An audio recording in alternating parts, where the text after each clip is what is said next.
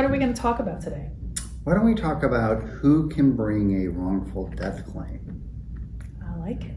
I do too, and it's a little bit complicated in Florida, and just by way of background, every state has their own wrongful death statute. And because at common law, there was no cause of action for wrongful death.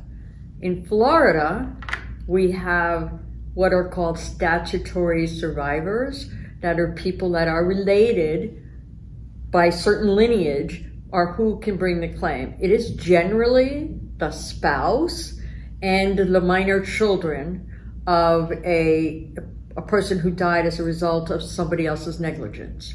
In the cases where it involves medical malpractice, it is more limited. Unless there is a survivor, which would be a spouse or minor children under 25, you cannot recover damages for a medical malpractice wrongful death case. As opposed to me, for example, I'm walking across the street, I'm run over by a Coca-Cola truck. I'm not married, and all of my children are over 25.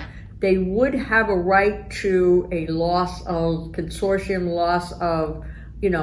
companionship with their mother that they wouldn't have if it was a medical malpractice case. Yeah, it's really interesting. There are a lot of subtleties to it, so you need an experienced attorney in wrongful death matters. And that 25-year cutoff limit is quite harsh. I don't think people realize it sometimes. They think that, someone killed my grandmother or my mother, and that means I can't recover. Right. It's really, you can recover actual economic damages, you just can't recover the pain and suffering.